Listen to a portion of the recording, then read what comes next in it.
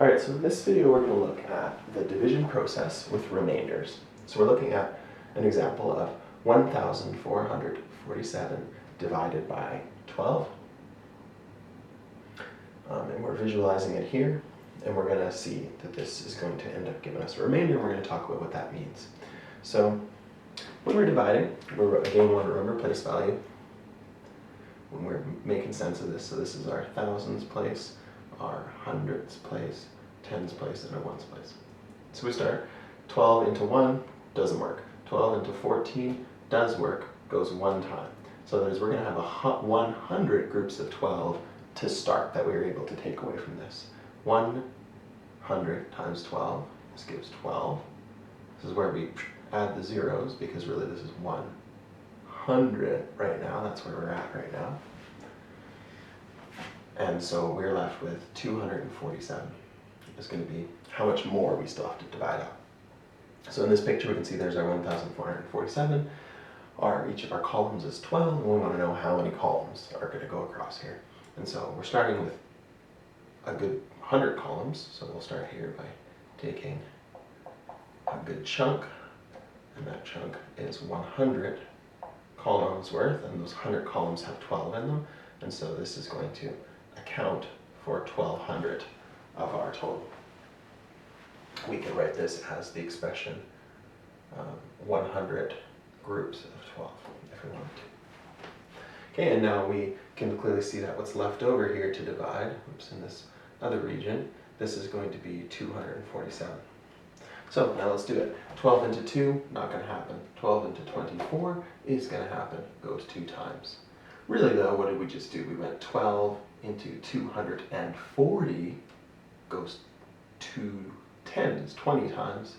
So 2 times 12, this is going to be 240, right, because of our place value. And now we're left with 7. So we just took away 240, so that's a chunk like this. And to take away 240, we had to take away 20 groups of 12. So we've taken away 120 groups now so far.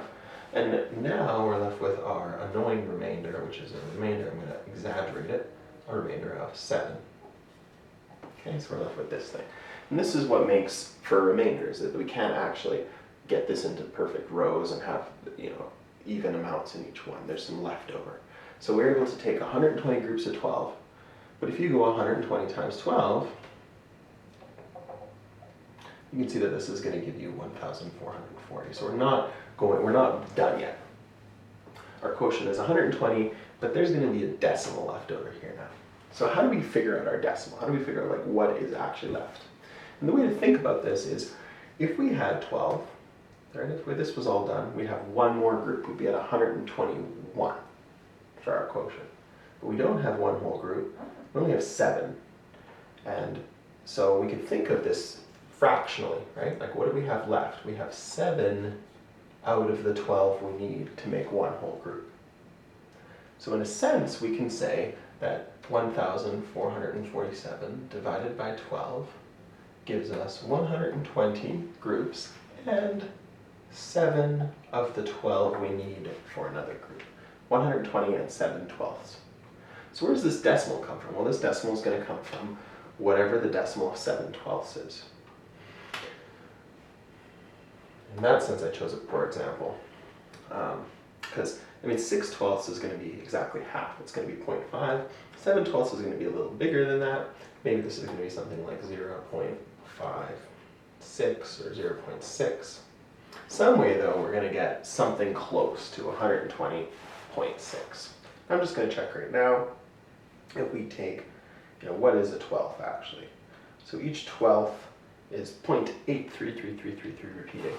So 6/12 gives us 0.5, so 5/12 gives us 0.583333 repeating.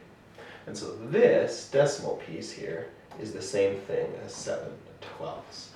So our remainder, we can think of it as a fraction of a group. We don't have a complete group to take away to form our quotient. But if we took the fraction and wrote it as a decimal, then suddenly now we can get our quotient exactly.